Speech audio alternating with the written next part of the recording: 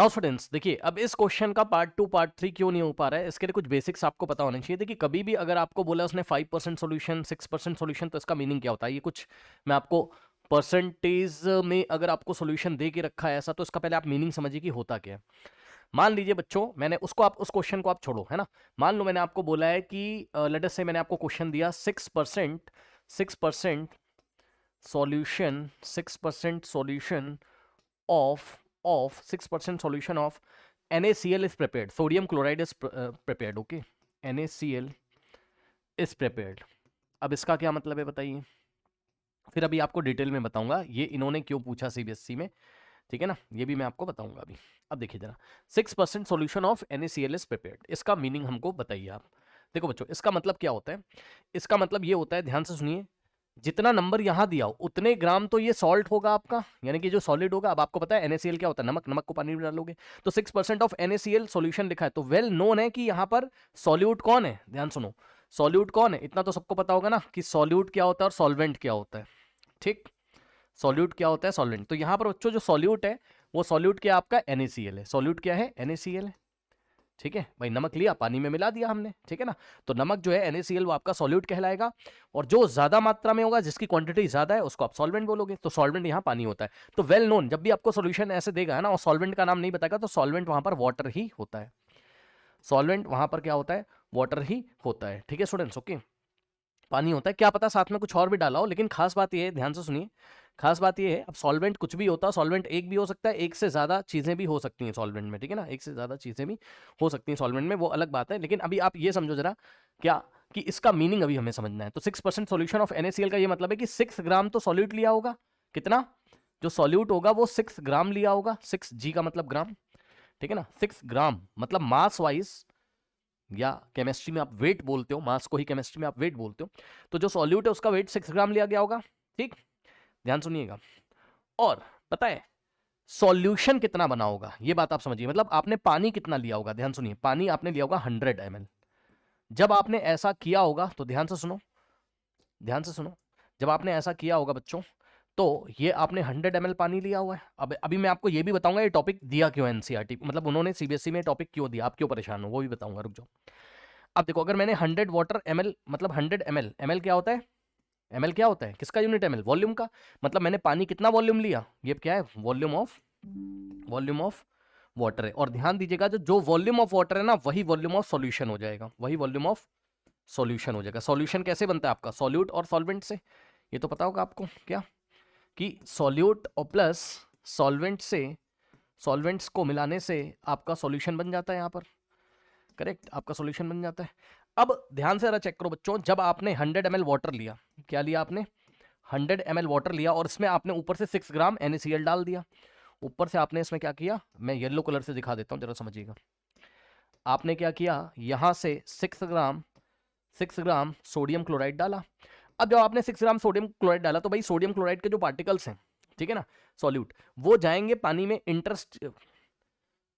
पानी का जो इंटरमोलिकुलर स्पेस है वहां चले जाएंगे। सोचिए, तो क्या वॉल्यूम इंक्रीज करेगा, नहीं, खास बात है, ध्यान से सुनिए जरा, भाई आपने पढ़ा हुआ है ना 9th क्लास में, सुनो, कि ये इंटरमोलिकुलर स्पेस होता है, ये देखिए ये सब पानी के मॉलिक्यूल्स हैं, ठीक है, और पानी के मॉलिक्यूल्स के बीच में, पानी के मॉलिक्यूल्स के बीच में यहां पर स्पेस होता है, ठीक है, ये जो स्पेस है, तो यहां पर NaCl चला जाएगा इस तरीके से, यहां पर NaCl चला जाएगा इस तरीके से इंटरमोलिकुलर स्पेस में, ठीक है ना। तो वॉल्यूम कहां बढ़ेगा, वॉल्यूम तो नहीं बढ़ेगा, वॉल्यूम तो नहीं बढ़ेगा, तो वॉल्यूम उतना ही था जितना आपने पानी लिया था, उतना ही सॉल्यूशन का भी वॉल्यूम हो जाएगा। मतलब जैसे ही NaCl डाल दोगे, तो भैया NaCl के जो पार्टिकल है वो इंटरमोलिकुलर स्पेस में चले जाएंगे, ठीक। तो सॉल्यूशन का जो वॉल्यूम है वही वाटर का वॉल्यूम होगा।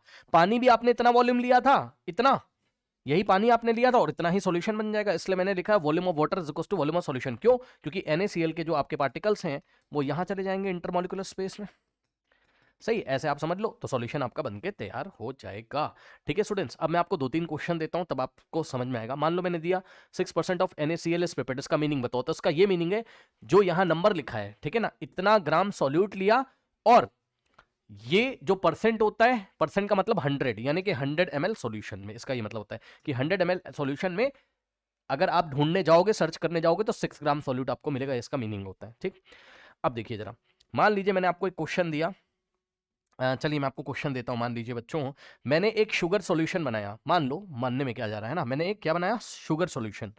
ठीक है, शुगर सॉल्यूशन। अब शुगर तो आपके घर में होगी, है ना, शुगर के क्रिस्टल्स आपके घर में होंगे, शुगर आप चाय वाय में डालते हो, दूध में डालते हो, ठीक है। तो शुगर ले लीजिए थोड़ा सा, कितना सर, 8 ग्राम, सॉरी मैंने कहा शुगर सॉल्यूशन बनाओ, कौन सा वाला, मैंने कहा सर 8% शुगर सॉल्यूशन प्रिपेयर करो, 8% शुगर सॉल्यूशन प्रिपेयर करो। अब बताओ, सुनो, प्रिपेयर बाद में कर लेना, पहले मुझे इसका मीनिंग बताओ, इसका मीनिंग क्या है। तो इसका मीनिंग ये है, अब तो समझ गए होगे, इसका मीनिंग ये है, ध्यान से सुनिए, इसका मीनिंग ये है कि एक ऐसा सॉल्यूशन तैयार हुआ है, एक ऐसा सॉल्यूशन तैयार हुआ है जिसमें 8 ग्राम शुगर है, शुगर क्या है, सॉल्यूट, और 100 ml सॉल्यूशन है। पानी मत बोलो, 100 ml वाटर मत बोलो, ना, वाटर तो सॉल्वेंट है यार, वाटर तो सॉल्वेंट है, क्या पता एक से ज्यादा सॉल्वेंट हो, समझो समझो समझो, क्या पता एक से ज्यादा सॉल्वेंट हो, भाई पानी के साथ थोड़ा बेस भी डाल सकता हूं मैं जस्ट एग्जांपल दे रहा हूं, ठीक है।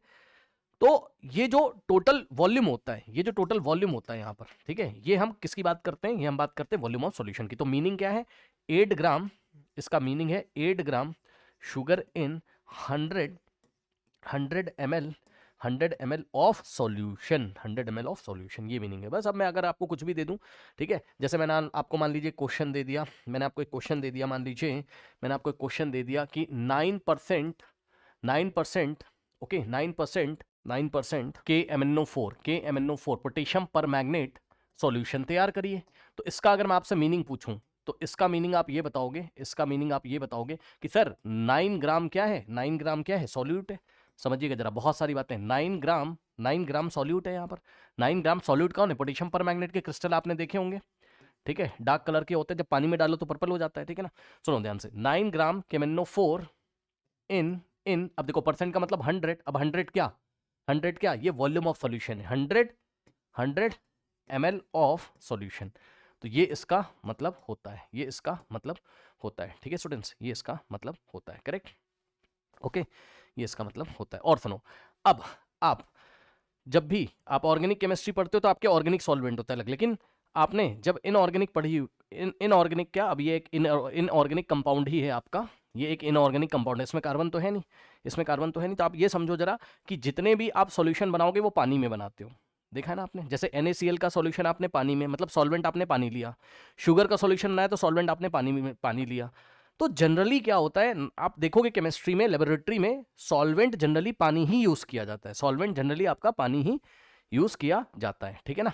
अब देखो जरा ध्यान से समझो, यानी कि अगर मेरे को 9% KMnO4 सॉल्यूशन बनाना है तो मैं क्या करूंगा, अब इसकी रियलिटी देखो, मैं क्या करूंगा, 9 ग्राम क्या ले लूंगा, 9 ग्राम KMnO4 ले लूंगा, सही है, KMnO4 ले लूंगा, और मैं 100 ml पानी ले लूंगा, क्या दिक्कत है, 100 ml मैं क्या ले लूंगा, वाटर ले लूंगा। तो ऐसा करने से क्या होगा, ऐसा करने से क्या होगा बताइए, ऐसा करने से क्या होगा, ऐसा करने से ये होगा कि ये देखिए, ये सब पानी के मॉलिक्यूल्स हैं, ये सब पानी के मॉलिक्यूल हैं, ठीक।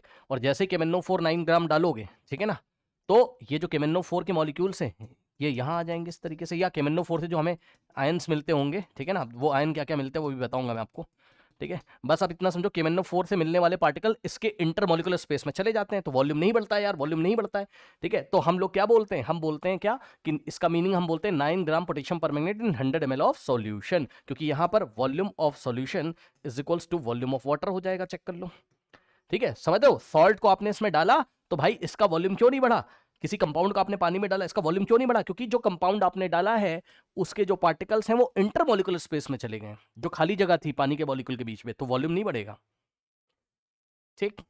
अब आ जाइए सवाल, अब आ जाइए, अच्छा अब आ जाइए जरा सवाल, एक बात बताओ, उसने आपसे क्या क्वेश्चन पूछा था, उसने आपसे क्या क्वेश्चन, दो तीन बातें और बताऊंगा ध्यान रखिएगा। उसने आपसे पूछा था how is 5% solution of KMnO4 prepared, 5% solution पूछ लिया। अब बताओ 5% का क्या मतलब होता है, 5 ग्राम KMnO4 लोगे 100 ml वाटर में यार, खत्म, ठीक है, ठीक है, चेक कर लो, क्या करोगे आप, चेक कर लो क्या करोगे, नेक्स्ट पेज पे कर देता हूं तब समझ आएगा। सुनो, 5% KMnO4 सॉल्यूशन का मतलब क्या हो गया, इसका मतलब मैंने कहा भाई बनाओ, तो आप बोलोगे देखो सर एक काम कर लो सर, सर 5 ग्राम आप क्या ले लो, 5 ग्राम आप क्या ले लो, KMnO4 क्रिस्टल ले लो, KMnO4 क्रिस्टल ले लो, है ना, ये सॉलिड क्रिस्टल होते हैं आपके, इसको ले लीजिए 5 ग्राम लेबोरेटरी में, और इसको मिला दो आप किसमें, इसको मिला दो आप किसमें, इसको मिला दो आप 100 ml वाटर में, 100 ml वाटर में, ठीक। ये बाइनरी सॉल्यूशन में एक सॉल्यूट होता है, एक सॉल्वेंट होता है, एक सॉल्यूट होता है, एक सॉल्वेंट होता है, एक सॉल्यूट है और एक सॉल्वेंट है, ठीक। तो ऐसा जब आप करोगे तो आपको क्या मिलेगा, एक सॉल्यूशन मिलेगा, ठीक। ये इस तरीके से एक सॉल्यूशन मिलेगा, ध्यान से चेक करिए, अब समझिएगा जरा, ठीक। तो ये जो भी आपको सॉल्यूशन मिलेगा, ये जो भी आपको क्या मिलेगा, सॉल्यूशन मिलेगा, तो सॉल्यूशन का वॉल्यूम नहीं बढ़ेगा, क्योंकि ये जो 5 ग्राम, अब देखो ये सब पानी के मॉलिक्यूल है ना, ये सब पानी के मॉलिक्यूल है, और ये जो 5 ग्राम पोटेशियम परमैंगनेट है, ये इसके इंटरमॉलिक्यूलर स्पेस में चला जाएगा इस तरीके से, तो वॉल्यूम विल नॉट इंक्रीज, तो वॉल्यूम विल नॉट इंक्रीज। तो अब हम क्या बोल सकते हैं, हम बोल सकते हैं कि वॉल्यूम ऑफ वाटर जितना होगा उतना ही वॉल्यूम ऑफ सॉल्यूशन होगा, ठीक है। तो इसलिए डेफिनेशन बना दी गई कि जब भी 5% KMnO4 सॉल्यूशन लिखा है तो इसका मतलब होता है क्या, इसका मीनिंग होता है आपका क्या, इसका मीनिंग होता है क्या कि 5 ग्राम KMnO4 इन 100 ml सॉल्यूशन, इन 100 ml सॉल्यूशन। और बनाओगे कैसे, 100 ml सॉल्यूशन ही वॉल्यूम, मतलब 100 ml सॉल्यूशन बनाए तो जरूर पानी की हेल्प से बनाओगा, पानी ही तो लेते हो एज अ सॉल्वेंट लेबोरेटरी में, इसका मतलब 100 ml पानी लिया गया होगा। बताओ अब सॉल्यूशन नहीं बना पाओगे, बताओ ये देखो क्या आंसर लिखा है यहाँ पर, पढ़ लीजिए। पार्ट बी का आंसर दिक्कत कर रहा था ना, मतलब इसका आंसर दिक्कत कर रहा था ना, प्रिपरेशन ऑफ 5% पोटेशियम परमैंगनेट कैसे प्रिपेयर करोगे, तो 5% solution of potassium permanganate is prepared by dissolving 5 gram of KMnO4, potassium permanganate solid लिया 5 ग्राम और 100 ml ऑफ वाटर में क्या करा हमने, डिसॉल्व कर दिया, तो तैयार हो गया सॉल्यूशन 5%, ठीक। समझ गए ये चीजें। अब आप बोलोगे सर ये क्वेश्चन सीबीएसई ने क्यों दिया, तो ये क्वेश्चन सीबीएसई ने, अच्छा सुनो, अगर यहीं पे 6% पोटेशियम परमैंगनेट तैयार करने के लिए बोलता, तब हम क्या बोलते बताइए, तब हम ये बोलते कि 6 ग्राम पोटेशियम परमैंगनेट लिया 100 ml ऑफ वाटर में, समझ गए। तो ये आई थिंक आपको मेरी बात समझ में आई होगी, ठीक है ना, ओके। अब एक काम यहाँ पर करना पड़ेगा, थोड़ा सा पेशेंस रखिएगा, देखता हूँ क्या इन्होंने हमें एनसीईआरटी में सिखाया है, बहुत सारी बातें डिस्कस करूंगा और ये भी बताऊंगा कि ये क्वेश्चन आपके एग्जाम में क्यों आया, और इसके आगे वाला क्वेश्चन भी अभी बताता हूं, थोड़ा पेशेंस रखिए, ठीक। देखिए ठीक है, ये कार्बन कंपाउंड पीडीएफ मैंने ओपन कर लिया है, थोड़ा सा पेशेंस रखिए, अभी सारी बातें पता चल जाएंगी आपको।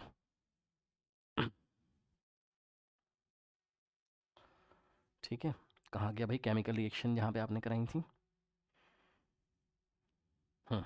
ये है, ये देखिए, यहाँ से बच्चों इन्होंने क्वेश्चन दिया हुआ है, 5% solution of alkaline potassium permanganate drop by drop to this solution. तो यहाँ पे आपको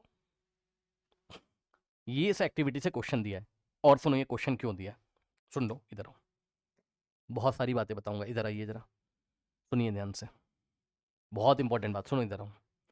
बच्चों आपको क्लास 9th में क्या पढ़ाया गया था, इधर आइए जरा, कॉन्सेंट्रेशन ऑफ सॉल्यूशन में उन्होंने हमें कुछ पढ़ाया था, इधर आइए जरा, अगर आपको नहीं पता तो मैं याद दिला देता हूं।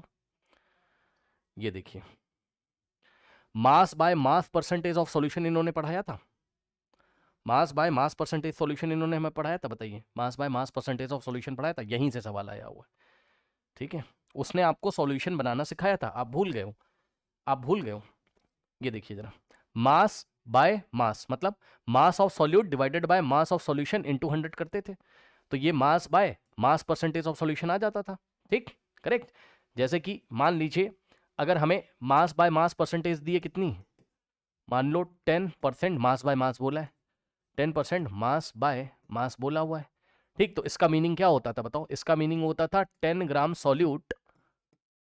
सॉल्यूट, ठीक है, किसका मास, सॉल्यूट का, तो 10 ग्राम सॉल्यूट इन, अब देखो किसका मास, सॉल्यूशन का, इन 100 ग्राम सॉल्यूशन, इन 100 ग्राम सॉल्यूशन, तो यही तो मतलब होता था इसका,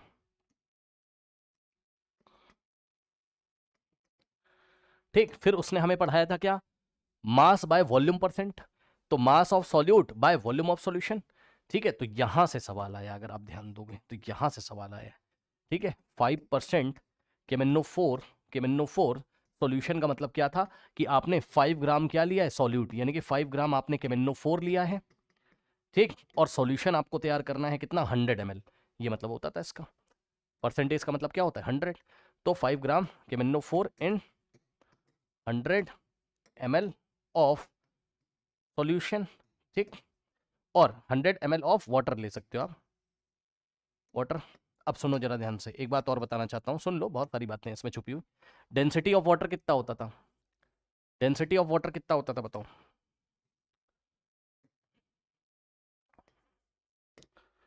डेंसिटी ऑफ वाटर कितना होता था, याद है आपको, 1 ग्राम पर ml, 1 ग्राम पर ml। इसका मतलब क्या होता था, ठीक है, कि 1 ml में 1 ग्राम होते हैं, पर ml का मतलब, इसका मतलब क्या होता था, 1 ग्राम इन 1 ml। मतलब अगर आप 1 मिलीलीटर पानी लोगे, 1 मिलीलीटर पानी लोगे, 1 मिलीलीटर, तो उसका मास कितना होगा, 1 ग्राम, ये मतलब होता था। ये मतलब अब आप समझ गए होगे मेरे ख्याल से कि मास ऑफ सॉल्यूशन बोलो अगर पानी डाला है, अगर पानी डाला है तो मास ऑफ सॉल्यूशन बोलो, और चाहे वॉल्यूम ऑफ सॉल्यूशन बोलो, ठीक है। बहरहाल आप इस पे, इस बात को आप इग्नोर करो, कुछ ज़्यादा ही मैंने आपको बता दिया, ये चीज़ आपको याद रखनी है, ओके, छोड़ो वहाँ पे नहीं जाते हैं, कंफ्यूज करोगे, ये बात समझ में आ गई, ठीक है, बना लोगे सॉल्यूशन। तो ये एनसीईआरटी की हेल्प से आया था 9th क्लास से, ठीक है। नाउ स्टूडेंट्स नेक्स्ट क्वेश्चन देखिए इसी में, ठीक है। अब उसने आपसे क्या बोला, उसने आपसे बोला, इसमें कंफ्यूजन है, state the role of alkaline potassium permanganate in this reaction. अब आप लोग को पता है कि जो पोटेशियम परमैंगनेट होता है वो क्या है, एक अच्छा ऑक्सीडाइजिंग एजेंट है, ये बात आप लोग को पता है, ठीक है। तो इसका आंसर भी आप लोगों ने लिख लिया होगा, ये देखिए जरा, रोल ऑफ पोटेशियम परमैंगनेट आपको पता है, व्हेन KMnO4, ओके कहाँ गया, yes, it acts as an oxidising agent. अब देखो ऑक्सीडाइजिंग एजेंट क्या होते हैं वो मैं आपको थोड़ा सा बता दूं।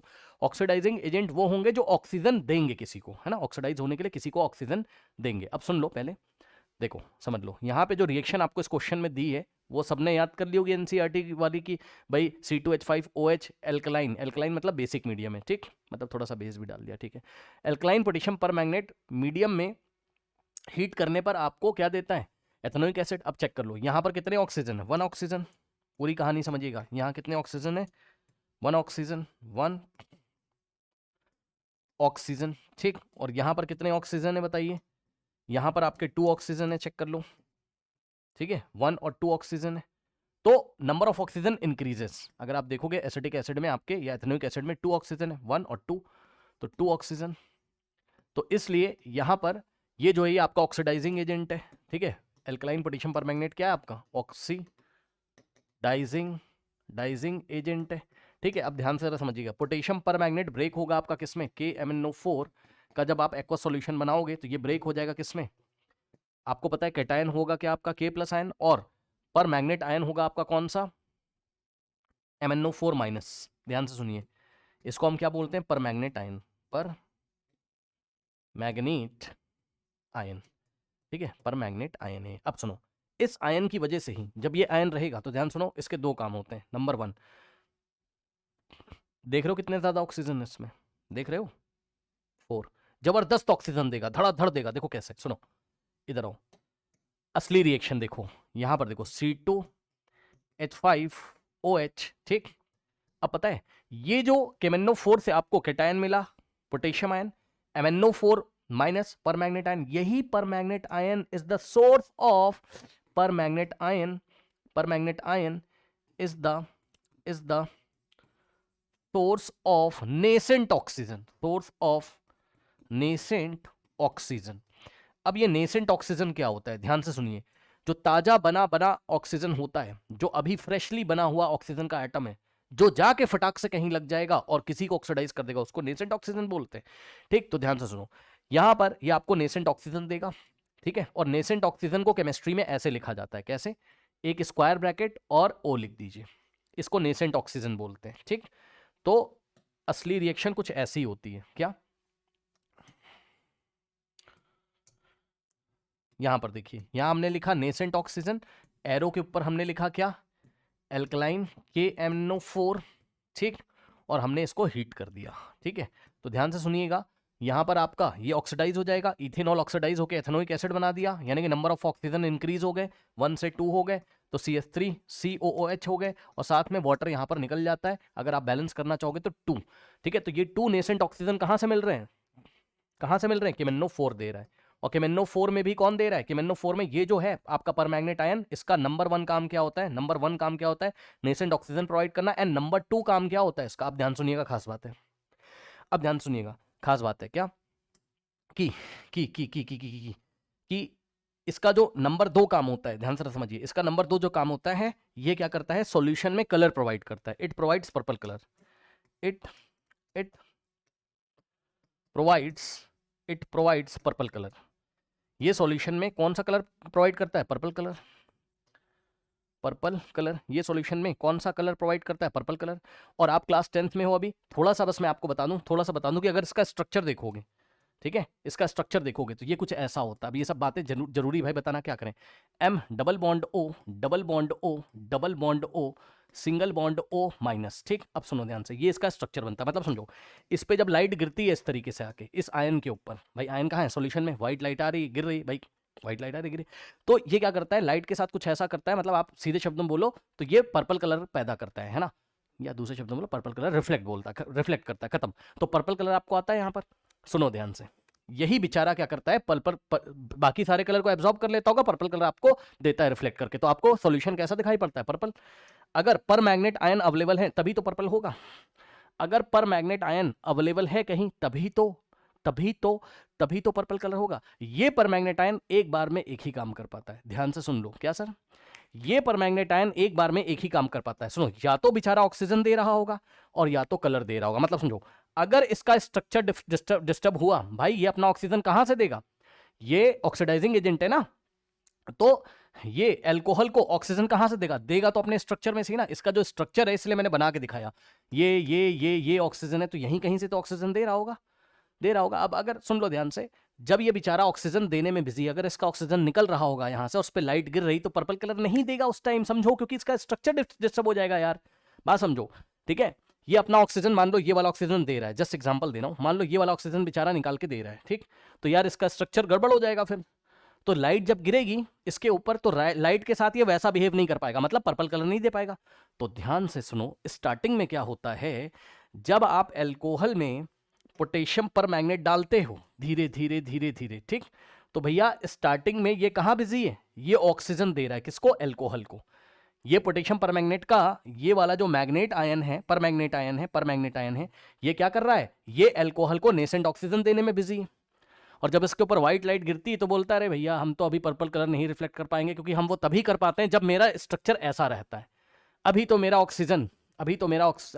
ऑक्सीजन दे रहा हूं, मेरा स्ट्रक्चर डिस्टर्ब हो गया, ऐसे आप समझो। तो स्टार्टिंग में आपको पर्पल कलर नहीं आएगा, क्यों सर, पर्पल कलर आता है परमैग्नेट आयन की वजह से, ठीक, और ये बेचारा बिजी है ऑक्सीजन देने में, ठीक, तो स्टार्टिंग में कलरलेस होगा। अब सुनो, जब अल्कोहल का पेट भर जाएगा, मतलब सारा अल्कोहल कंज्यूम हो जाएगा, भाई अल्कोहल की मात्रा लिमिटेड होगी ना, अल्कोहल आपने यहां लिमिटेड लेके रखा होगा, ठीक है। जब सारा का सारा अल्कोहल कंज्यूम हो जाएगा और सारा का सारा अल्कोहल ऑक्सीडाइज होके एथेनोइक एसिड बना देगा, ये ऑक्सीडाइज्ड होके क्या बनाएगा, एथेनोइक एसिड बना देगा, ठीक है ना, तब ये ऑक्सीजन देना बंद कर देगा, क्योंकि यहां अल्कोहल होगा ही नहीं, लेने वाला ही नहीं होगा, तो देने वाला ही कहां से देगा, क्यों देगा, ठीक। तो थोड़ी देर के बाद क्या होता है, ये जो पोटेशियम परमैंगनेट का जो परमैंगनेट आयन है, ऑक्सीजन देना बंद कर देता है जब अल्कोहल कंज्यूम हो जाता है, अब ये परमैंगनेट आयन फ्री हो जाते हैं। अब ये अपना पूरा स्ट्रक्चर इस तरीके से दिखाते हैं। अब व्हाइट लाइट इस पे गिरेगी तो क्या होगा, अब ये पर्पल कलर क्या करेगा, रिफ्लेक्ट करेगा, ठीक है। अब पर्पल कलर ये आपको सॉल्यूशन में देगा, ठीक। मतलब अगर एक्सेस केमेनोफोर हम डालते जाएं तो थोड़ी देर बाद कलर कैसा हो जाएगा, पर्पल। क्यों, क्योंकि स्टार्टिंग में पोटेशियम परमैंगनेट से मिलने वाला परमैंगनेट कहां बिजी है, ऑक्सीजन देने में, बट अगर आप एक्सेस डालते रहोगे तो अल्कोहल कंज्यूम हो जाएगा और ये बच जाएगा आपका, और ये बच जाएगा तो कलर कैसा देगा आपको, पर्पल नहीं दे देगा। बताइए, आई थिंक आपको मेरी बात समझ में आई होगी। अब सुनो ध्यान से, ठीक, तो यहां पर देखिए आपका आंसर, इन्होंने हमसे पूछा था क्वेश्चन, क्या पूछा था, पढ़िए, what happens on adding in excess, अगर एक्सेस में आप पोटेशियम परमैंगनेट डालोगे तो चेक कर लो, when KMnO4 is added initially color disappears because colored permanganate ion, KMnO4 की बात कर रहा है, किसकी बात कर रहा है, colored permanganate ion का मतलब है KMnO4 में से जो आपका MnO4 माइनस आयन थे वो क्या कर रहे हैं, वो बिजी हैं, कहां पर, वो बिजी हैं, are consume to oxidise ethanol, वो स्टार्टिंग में कंज्यूम हो जा रहे हैं, ठीक है, इथेनॉल को ऑक्सीडाइज कराने में बिजी हैं वो, ठीक है। फिर आफ्टर सम टाइम क्या होता है, ठीक है, when excess of KBnO4 is added, अगर एक्सेस डाल दिया तो colour does not change, because means वापस से पर्पल कलर आ जाएगा, परसिस्ट करेगा, because there is no more alcohol left in the reaction, सारा एल्कोहल कंज्यूम हो गया, तो अब आपको पर्पल कलर मिल जाएगा। करेक्ट, आई थिंक आपको बात समझ में आई होगी, क्योंकि बच्चे ने मुझे जो आंसर भेजा था उसके आंसर में था कि द पर्पल कलर एग्जिस्ट, ठीक है, परसिस्ट, पर्पल कलर रहता है, अगर एक्सेस में डालोगे थोड़ी देर के बाद आ जाएगा, तो ये पूरा प्रोसेस है। इसके बाद और कुछ पूछा था भाई, और कुछ पूछा था? नहीं, और कुछ नहीं पूछा था। ठीक, ये हो गया क्वेश्चन। एक बात बताना चाहता हूँ, बस ऐसे ही सुनो ध्यान से, एक बात बताना चाहता हूँ, जाते जाते बता ही देता हूँ, सुन लो। क्लास 9th में, क्लास 10th में आपने एलॉय पढ़ा है? एलॉय में क्या करते हैं, मेटल्स को, अलग है क्वेश्चन, अब आ गया तो बता देना, याद आ गया तो बता देना, ठीक है। एलॉय को आप क्या करते हो, डेफिनेट प्रोपोर्शन में मेटल्स को मिलाते हो। क्लास 10th में आपको प्रोपोर्शन नहीं दे के रखे हैं, लेकिन 9th क्लास से सवाल पूछ लेगा। ये वाला पैराग्राफ देखिए, दिया हुआ is matter around is pure में, तो सवाल ये आ सकता है, ऐसे ही बस बता दे रहा हूँ, याद आ गया तो बता दिया, सामने खुला हुआ है ना इसलिए बता दिया। यहाँ पे देखो, ब्रास आपका जिंक और कॉपर का एलॉय है, तो ब्रास में जो कॉम्पोजिशन है, यानी कि जो फिक्स प्रोपोर्शन है, वो नहीं दे के रखा है 10th में, तो 9th से आ जाएगा। 30% जिंक होता है, याद रखिएगा, और 70% कॉपर होता है, ठीक है। Brass is a mixture of ये एलॉय, 30% जिंक 70% कॉपर।